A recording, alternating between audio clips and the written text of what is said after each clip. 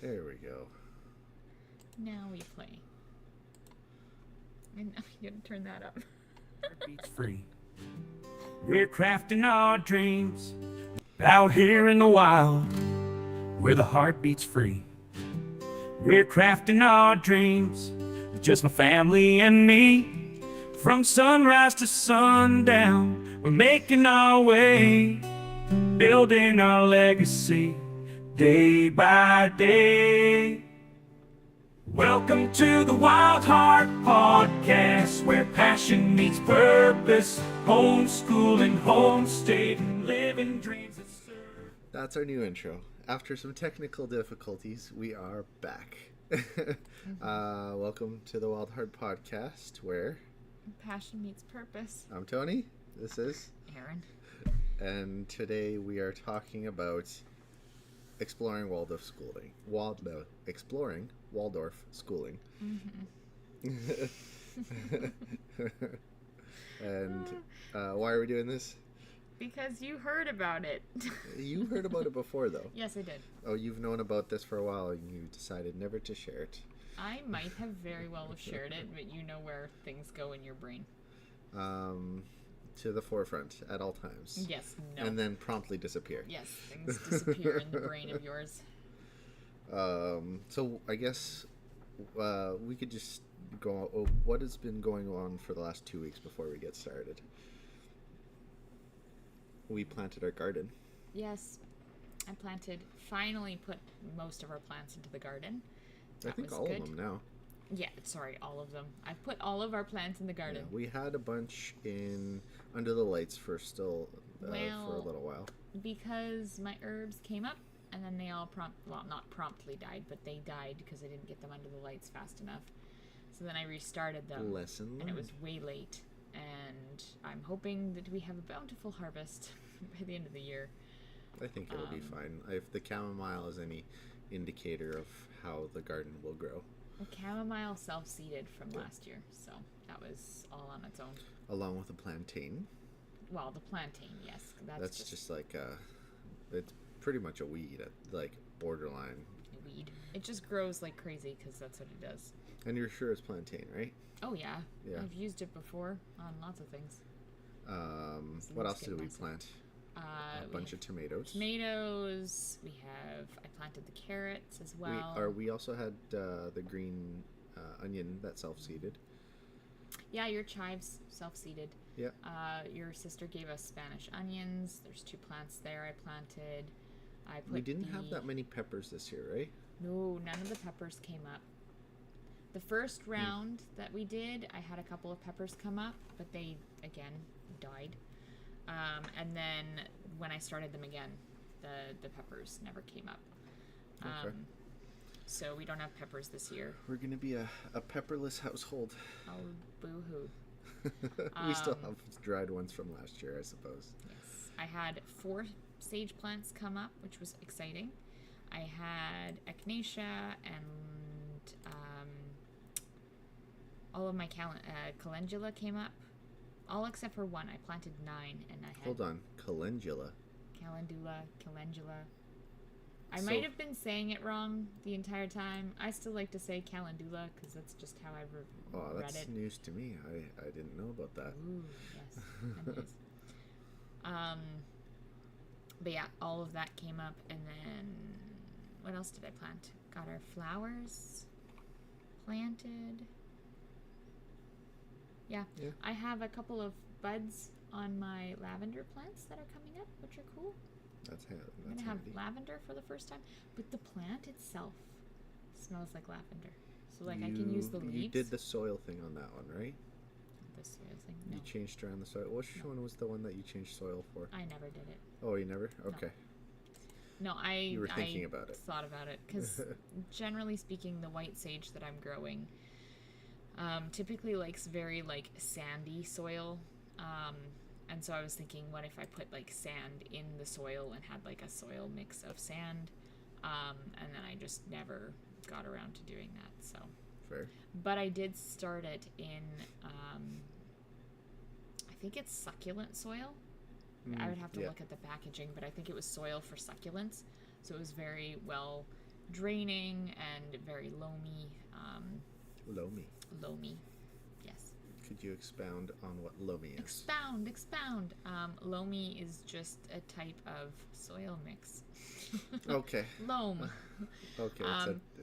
Yeah, like it's Lomerific. yes, it's lomerific. I don't quite know how to explain it to you, but it is more screaming into the abyss. Loamy soil. I had my caps locked. I see that. No, like it's got a lot of like perlite and what else do you call it?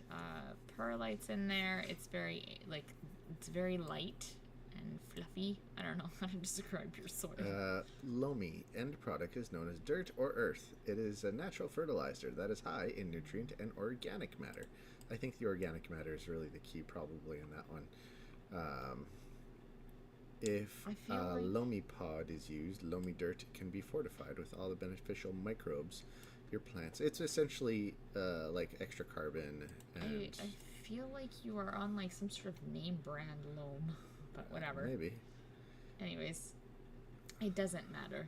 So, if you don't know what it is, look it up. Google exists because that's where I'm at today. Fair.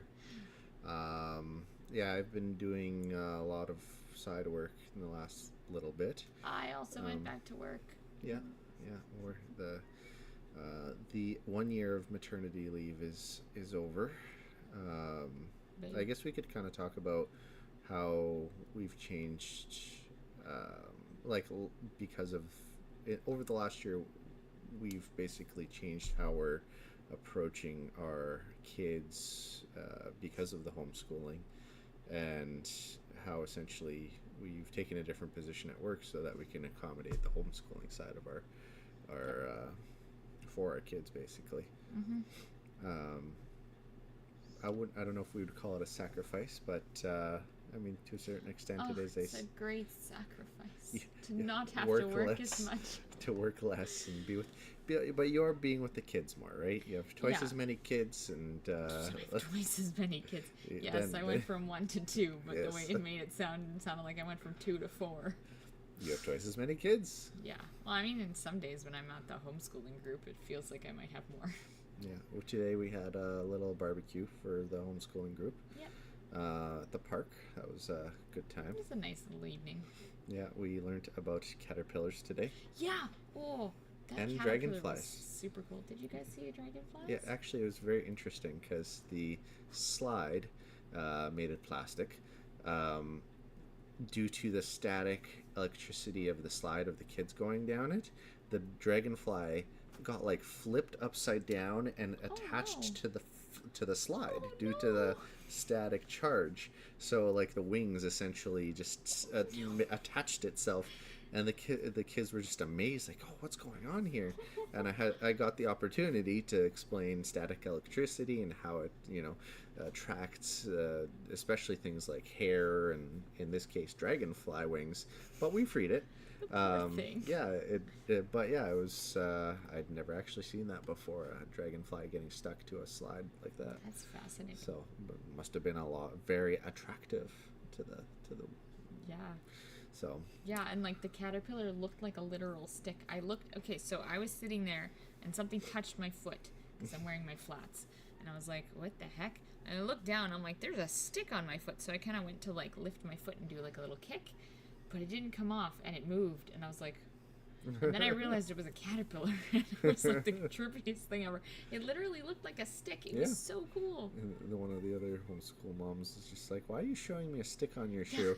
And again, it's like, look! So excited. And then the kids came around, and everybody was looking at your shoe. Yeah, the stick caterpillar. And then we put it on a tree, and it had really good camouflage. It was cool. Yeah. And it was kind of cool because I had this moment of like when we were doing the interpretive programming at the park. We did one of the lessons, I think it was during the winter, about camouflage. Excuse me. And like adapting to the environment. So like, polar bear got white fur, and it lives on predominantly white areas because it's snowy. And then like the different ladybugs or different bugs have different colorings based on where they live, and then we could look at like the grassland animals and anyways. So it was really cool to kind of have this like stick looking caterpillar, putting it on the tree where it like clearly is meant to look like, and then having the kids kind of be like, whoa, where'd it go? And then like having to like have them find it on the tree. Yeah, as it crawled, whichever way it crawled. Yeah. They came back from playing every now and then. It's like, where's the caterpillar now? Yeah, it was super cool. So that was kind of neat. And fun.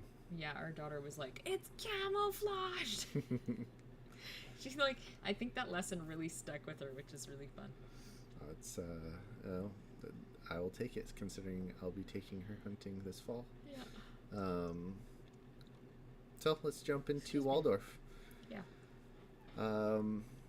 I guess, what do you know about Waldorf? Do you know anything? A summation or I don't have like. It's a type of education system, right? Yes. It's often, like, I don't want to say it's similar to Montessori, but oftentimes when you're talking about Montessori, people will also talk about Waldorf. Mm-hmm. Waldorf, because they're very similar in their, not their structure, but like they're very similar in like their thought process, if I recall. Yeah. I would say that it's there's I might as well just go into some of the history. So Rudolf Steiner was kind of the originator of the idea of the schooling. It's opened the school in 1919, pre-Second World War, and essentially. Wouldn't that be 1942. 1919 would have been. Just after the First World War. Sorry, my history is like stuttering for a second. But essentially, his philosophy addresses the head, heart, and hands of a child. It kind of has a holistic approach that integrates academic, artistic, and practical disciplines, just to foster kind of a well-rounded development of the kids, essentially.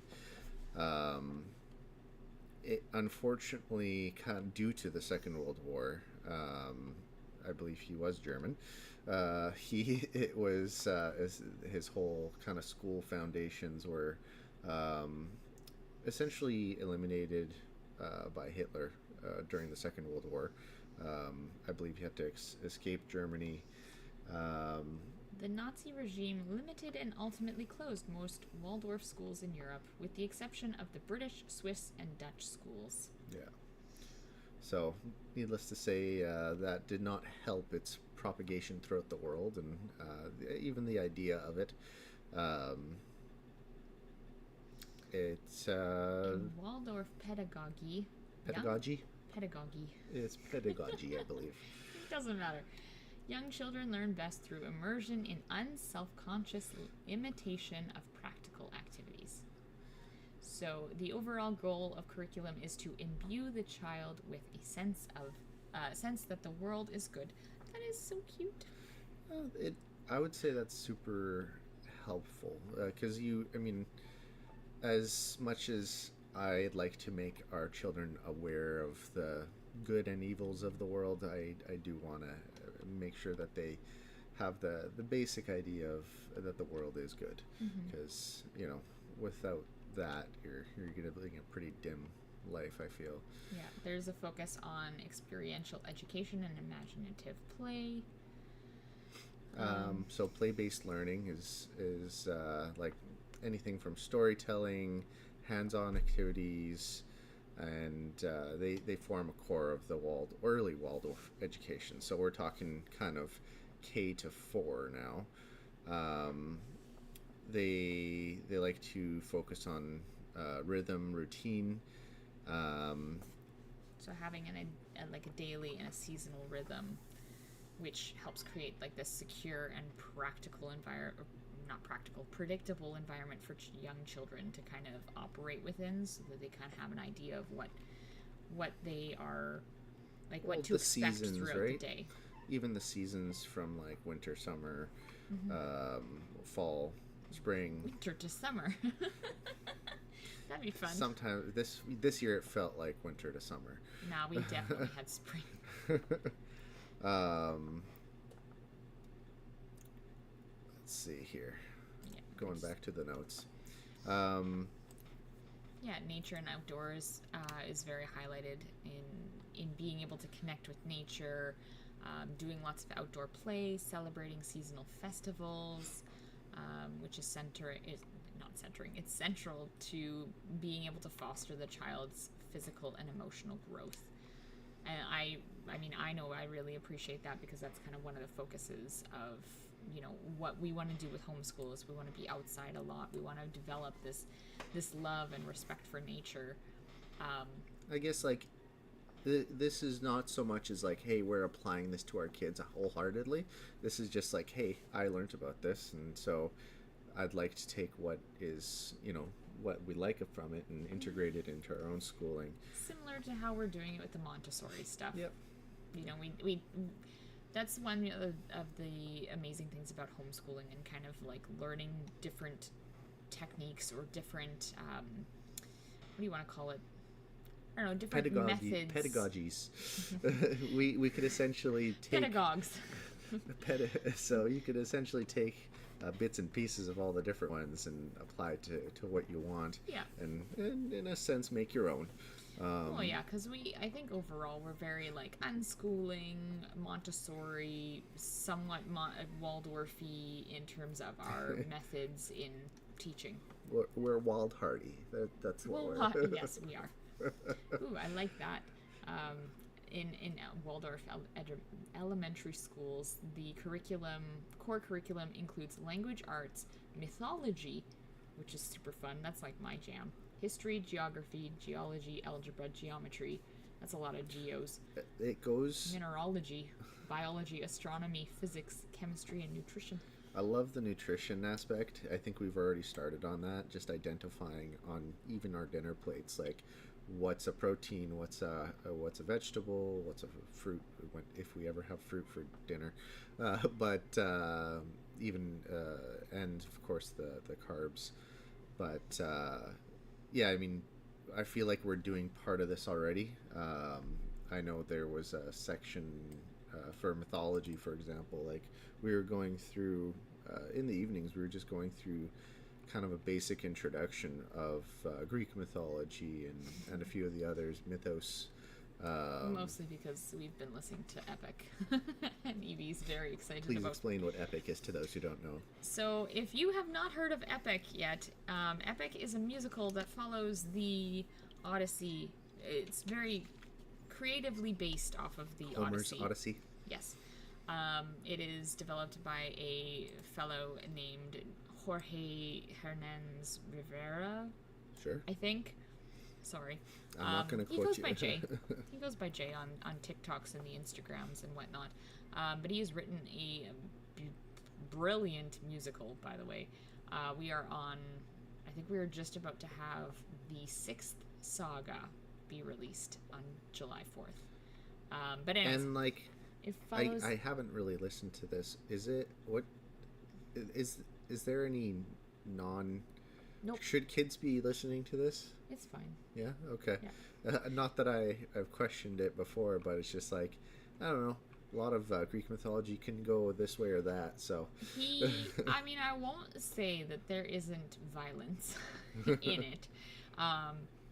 But like the most questionable thing that I have is basically Cersei says, the other way to like figure out stuff is to get a little something. Jiggy with it. Yeah, and he's like, no, I'm married, which is not what happens in the actual Odyssey. But either way, yeah. So we've been listening to Epic, and she's been really loving like Hermes and Poseidon. Even and just like getting Odysseus. to know the characters. Yeah, she's been like she's trying to figure it all out, and so having to talk about that. Anyways, we've gone on a complete digression. It's okay. But also, random side note: there is a nutrition course in my herbalism program that I'm going to be tackling, and I will bring that knowledge base to the dinner table. Well, we didn't talk about that in the preamble, but yeah, you're taking your Well, I've talked about it many times in Yeah. the preambles before. I am doing my best to finish it before the deadline of next year, but I also know that I can pay for an extension if I need. worst case Ontario. Yeah. But some of the back to early years of Waldorf. I feel very distracted today. Development of the senses is one of the key things, and they talk about specific activities designed to stimulate the senses. Baking, we do that. Painting, lot. we do a lot of. Oh, Gardening, we just did. Yep. And these are all crucial for holistic development, not only in school but just in life, in my humble opinion. Yeah, these are like we're going kind of deeper into what makes a a full-fledged human, but there's obviously social skills involved in this. Cooperative play, circle time, communal activities, all things we participate in whenever we can as well.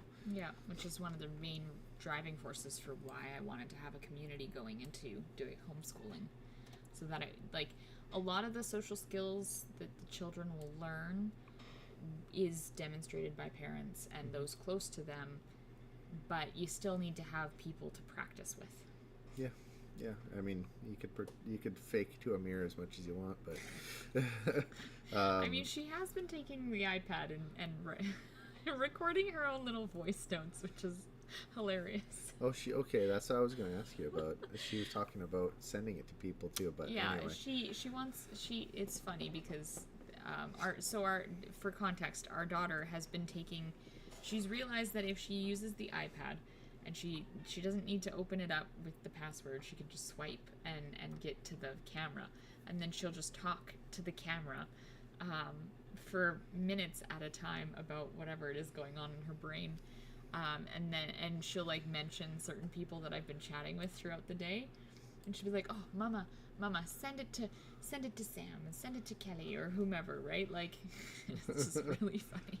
Well, you should send it to me. I'd like to see some of this. I have a few, but most of them are on my iPad, and I have to clear out space now because she's filled up. Yeah, she's filled up the storage. So, yeah, typically.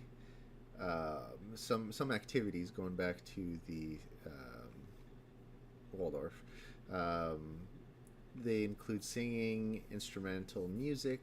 We're starting to get into guitar, even identifying some of the pieces of the guitar, some of the strings and notes. The recitation of poetry is another one. I don't think I've done any of that with her, but that might be interesting. I feel like just singing songs is a good portion of that. Yeah. She's getting really good at remembering lyrics too, which is hilarious. She'll Yeah. just randomly start singing. Yeah. I love it. Yeah, I think she's probably primed really well for that. Yeah. And her podcast that she's been listening to, she's been acting out portions of it, which is also hilarious. That's fine. Have we talked about her Yoto player before and her podcasts? I don't know if we have. So we have a Yoto player. She got it for a gift a little while back. 2 years ago. If you've never seen one of these, it's just a box the size of a radio, and they have these cards that the child gets to insert to basically listen either to a follow along story, or in this case we made a podcast one. Yeah. It's a Disney based one for Frozen. And you can basically load them up with anything. Stations, you can make your own cards. Yeah, it's basically a nice little way to have access to stories, podcasts, radio, music. Without having to revert to a screen. And it's very user friendly. It was weird because I set it down when we first set it up.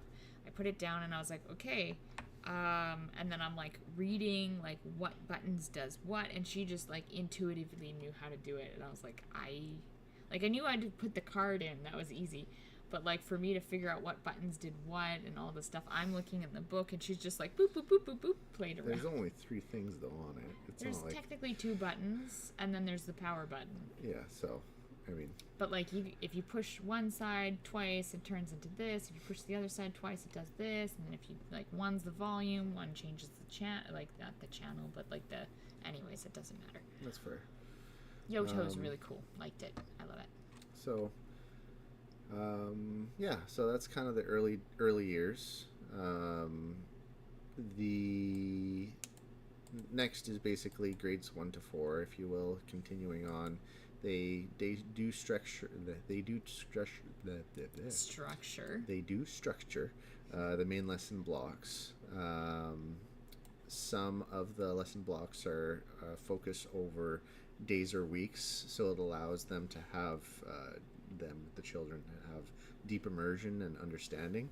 One of the big benefits of homeschooling is you don't have to necessarily follow a 1 hour per subject every day curriculum, in the sense that you can kind of, right now for example, we're very focused on numbers, addition, subtraction, understanding the different prime numbers and just the different ways you could divide numbers, even starting to learn some of the multiplication tables.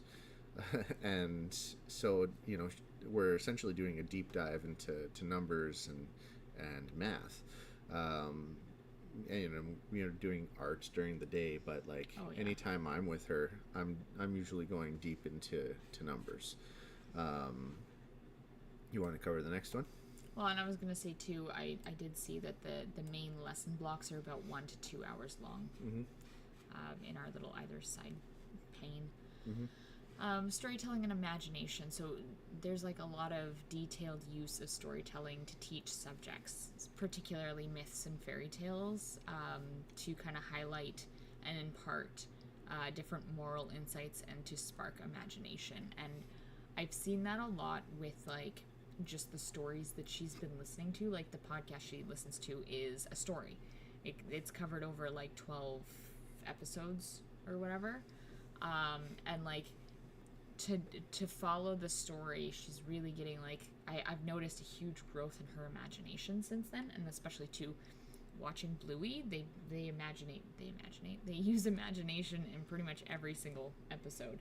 So even just doing like being able to like have someone, I guess, model imagination and to give her things to like start thinking of creating has been very helpful in her using that creative side of herself.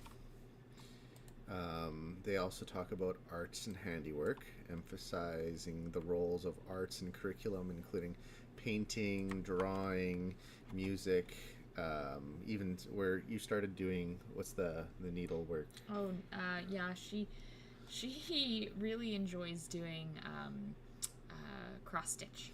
Okay. But she's kind of been, it's actually really funny because like, we started a while back with just like the big 3D printed button and some yarn and a large like kid-friendly needle, and essentially just learning how to sew a button on and sew a pattern in paper, how we started, and then we evolved into cross stitch. Well, yeah, because then I just gave her like an embroidery ring with like some fabric, like cross stitch fabric on it, and just let her like go to town. And then recently she's like, I'm going to do a pattern of Bluey, and she drew a picture of Bluey, and then she like had the picture, and then she took her embroidery ring and she was like making the pattern out of her own thing. And she did some of the yellow, and then I think she kind of didn't really like the way it was turning out, so she stopped doing it. Fair. But it was really a good idea. Yeah, and it was really neat to just see her do that on her own. Yeah, I mean, and just giving her the space to do it and make the mistakes. I hadn't heard of this until I just looked it up. You want to try to pronounce this? Eurythmy. Is an expression of movement art form originating in the early 20th century.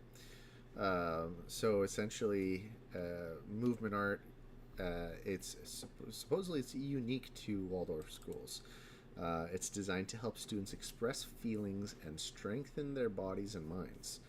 Um, yeah, I don't know much about this, but I mean, we were participating in a dance program. Yeah. So I mean, I'll take that for what it is. Whether we were doing eurythmy or not, I couldn't tell you. But it's an interesting thought. How would you? Do you have anything to say on this one? No, I'm curious. I need to look into that deeper. It's fascinating. People learn to use healing forces of gestures and feelings aligned with them to access spiritual forces of healing. Ooh, sounds interesting. Wow. I need to look into this. This sounds really fun. We were dancing a lot today. I had some good tunes going on, and I was just dancing. And Evie, yeah, she was loving it. The integrated curriculum. Explain how Waldorf. So, like, basically,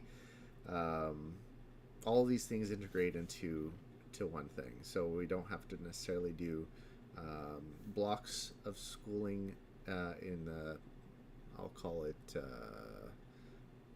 government schooling method, where you have your blocks of class every day, and it's a weekly schedule.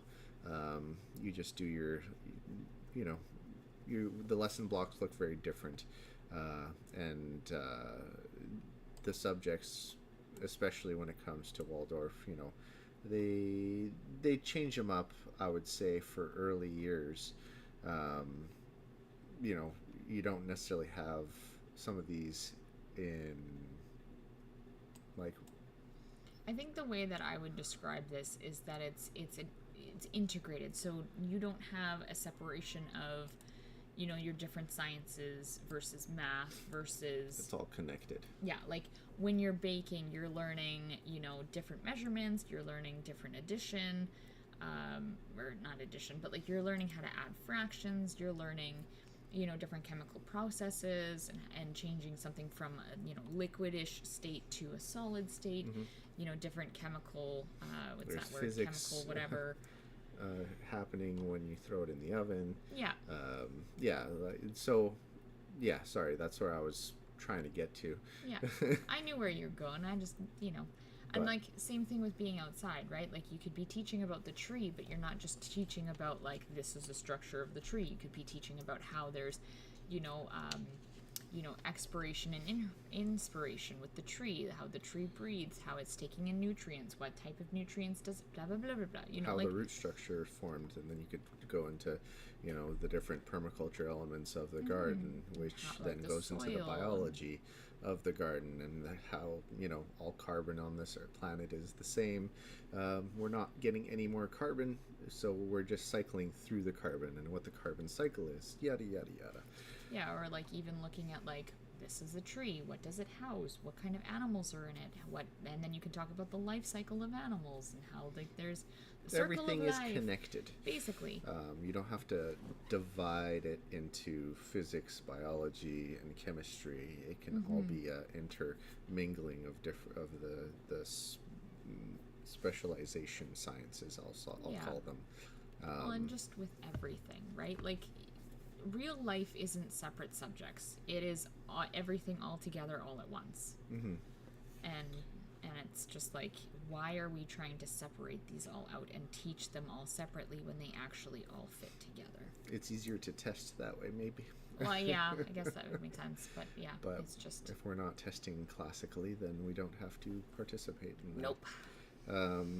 So obviously we don't have to worry about this for a few years yet, but Waldorf does have curriculum for middle school, high school. Obviously, as kids get into more abstract thinking, this will probably require some more academic content, arts, practical projects, and just basically as they keep going on to high school, they might want to specialize, right? Yeah, more specialized, more independent projects, preparation for real world challenges, which is all really good stuff to do. Like, I think one of the things that I like to take away from a lot of the education that we have currently, um, there is a big focus on like children learning things very young, when really there needs to be more of a focus on like just exploration and play, which is what it sounds like the early years are mostly about. You know, as you get into more of like the grade 1s through 4, you're kind of looking at like, okay, we can start building in some curriculum here, or some, what did they call it, the what was the lesson thing called, the main lesson blocks. Like, you're gonna have a couple of those, and it's gonna stay constant for, you know, a couple of weeks or a couple of days or whatever, just to kind of give you a really good grounded basis in it. But you're still spending a lot of time playing and exploring and just, you know, enjoying, developing a curiosity of life. Yes. And then as you get into like grades 5 to 8, then you start developing more of that abstract thinking, or you're transitioning into that more abstract thinking. Then you start looking at like a little bit more of a rigorous academic content. You know, then you start looking at more like, what are the higher levels of math that we can start bringing through? What are the different And levels like specialization, like obviously you and I don't know everything, but I have no qualms in bringing in a tutor or introducing people into our life, where if, you know, somebody specializes in, pick your science, if there's a deep dive, or if there's herbalism, or if there's a, you know, a permaculture, whatever, like there's 1,000 online courses for everything. But even just like getting local specialists on certain things, and just like, hey, let's pay them to kind of do a mini course for us, you know, on a weekly or bi-weekly basis, and give us homework, and that way we could kind of learn something new in a deep specialized way. Yeah. And just kind of start preparing for life and what it can hold, basically. I think it's not a I like the approach with Waldorf. What's your overall perspective on it?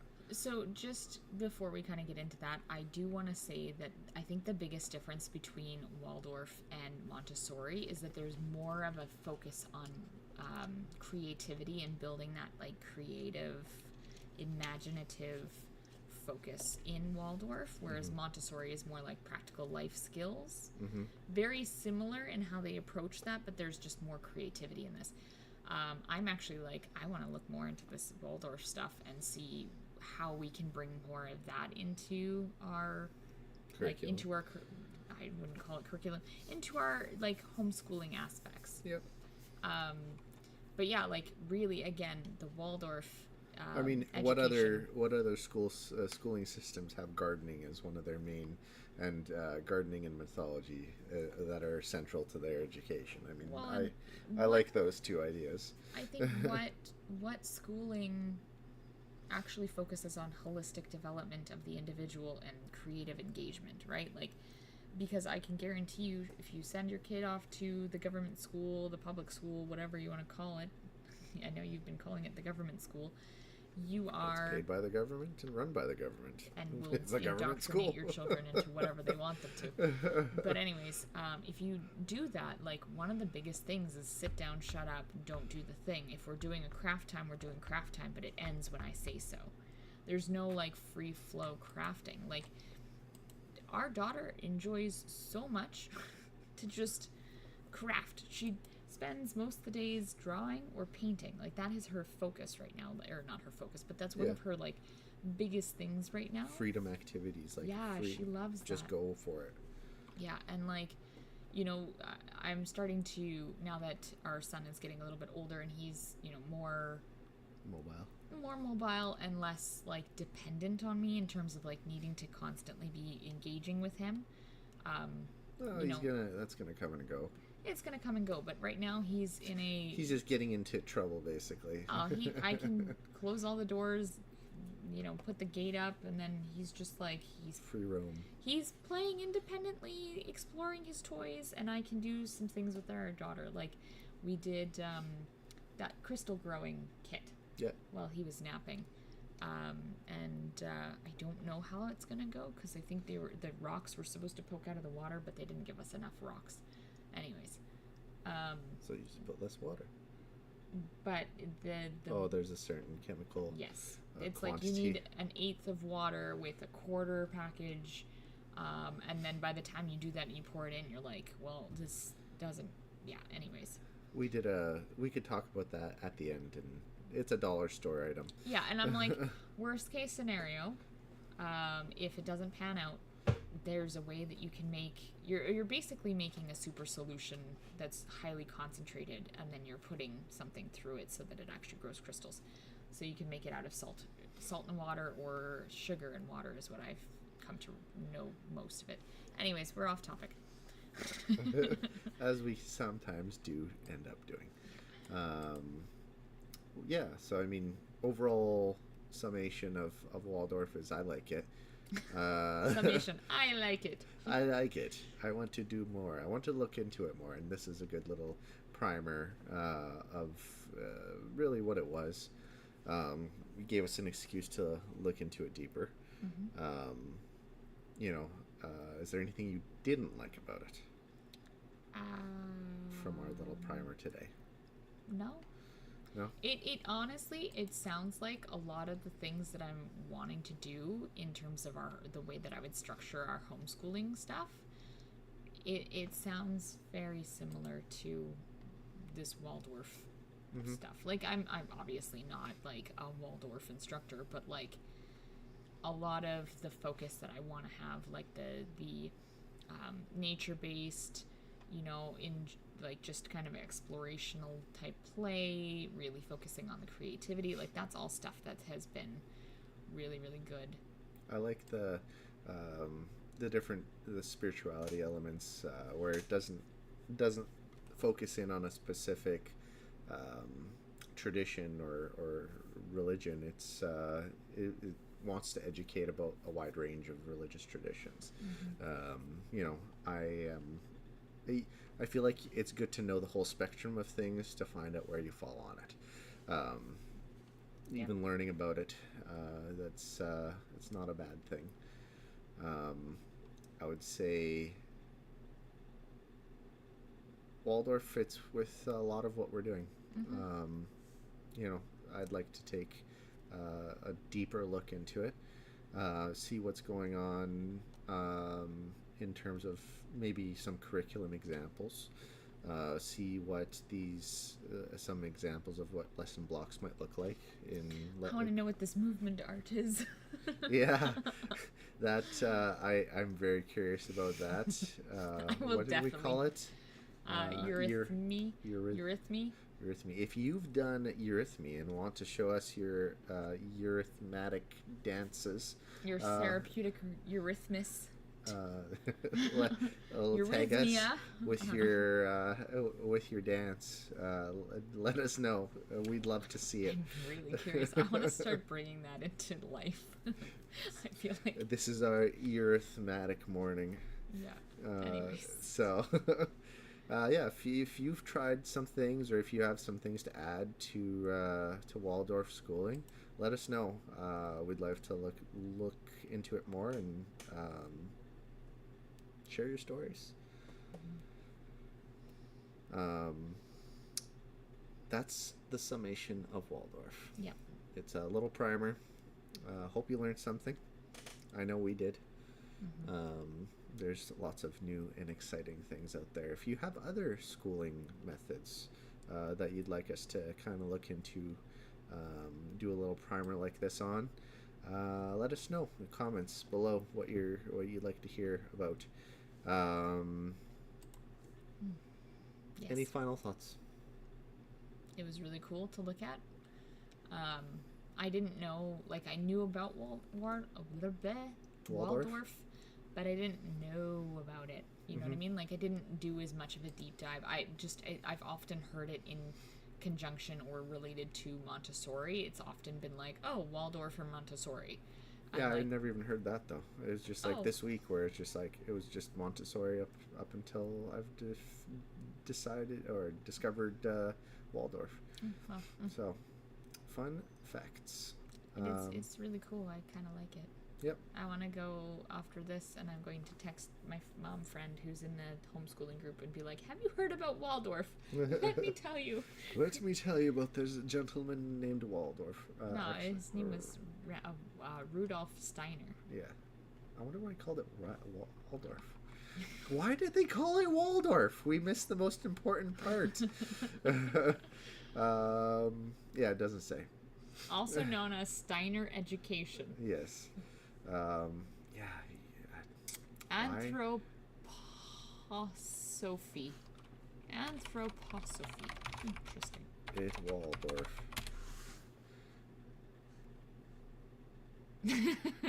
What is the meaning? What religion? No. What is Waldorf? Why do they call it Waldorf?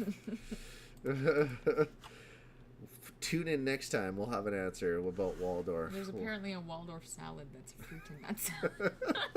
Now we're just unhinged. Oh boy. Anyways. And on that note, subscribe, like, all that fun stuff. Have a good night.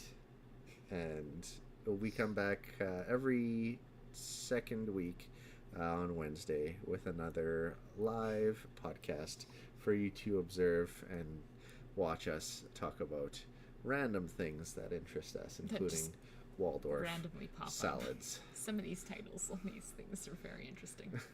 We don't need to read them, but We'll just leave it at that. yeah.